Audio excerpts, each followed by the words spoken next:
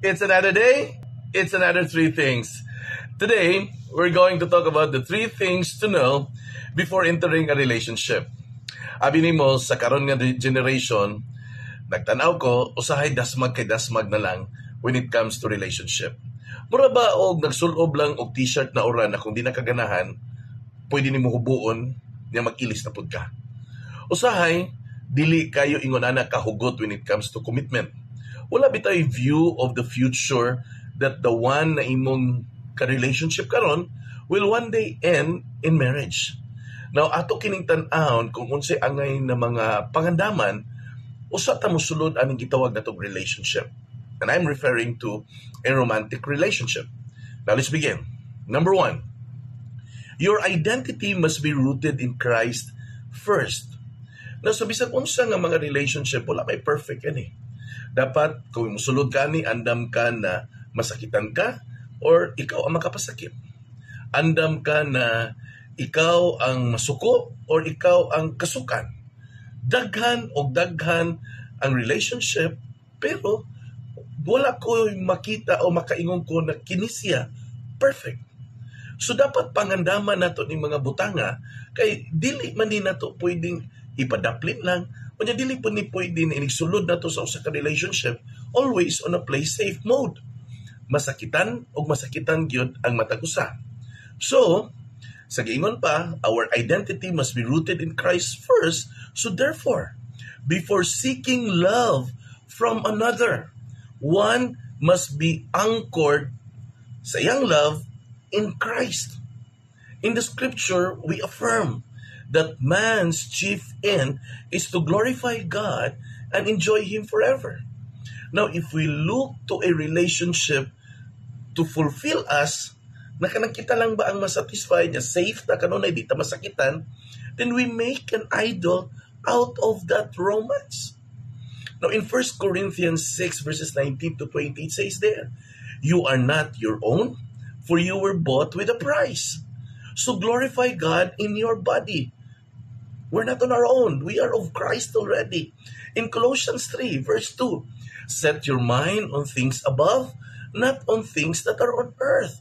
Because here on earth, pain, suffering, and everything is always part of it.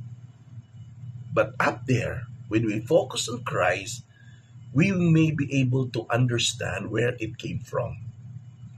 Know this, you must enter a relationship complete in Christ, not seeking completion from someone else. So, dili ang ubang tao or gugma sa ubang tao ang makapakumplito nimo.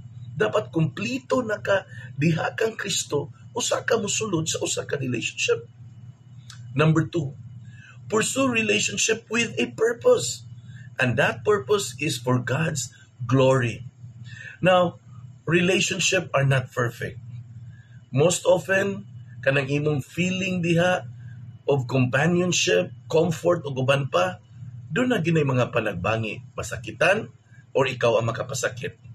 But for displaying Christ's love and advancing His kingdom, no one can make mistakes of that. Courtship should be intentional, seeking marriage as the end of it, not just for emotional satisfaction. In 1 Corinthians 10 verse 31, it says here, whether you eat or drink or whatever you do, do all for the glory of God. So therefore, even diha sa atong pagpanguyab or pagsulod sa relasyon, dapat mahimaya ang Ginoo. In 2 Corinthians 6 verse 14, do not be unequally yoked with unbelievers.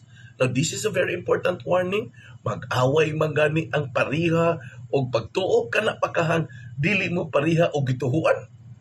Know this, inumdumi ni, God-honoring relationship are purposeful, pure, and shaped by His Word. And lastly, number 3, seek wisdom and submit to God's timing. Now, in the scripture, God's providence governs all things. Apil diha ang ato ang relationship. Kinsa, kanusa, og asa ni nato makaplagan. We are called to seek wisdom. So, my advice, if you are into that dating stage right now and you wanting to get to know more of the person na imong kadate, pray for the person na imong get to know and pray where the relationship is heading. Be prayerful.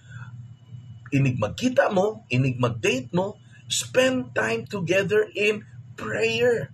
Dili lang kay magkapi-kapi, suroy-suroy. Have a time that the two of you will be praying. Because in that way, you will be able to discern.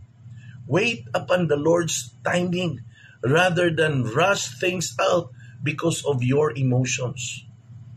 In Proverbs 3 verse 5 to 6, it says there, trust in the Lord with all your heart and do not lean on your own understanding.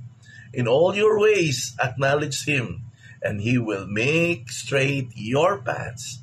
In Proverbs 19 verse 14, it says here, a prudent wife is from the Lord. That is one thing every man should always put in their mind, that it is from the Lord. And remember this and know this. Waiting is not wasted when you're trusting all-wise sovereign hand of God. So di na mausik. To summarize it all, be complete in Christ, date with purpose and purity, trust in God's timing and wisdom. Till next, bye!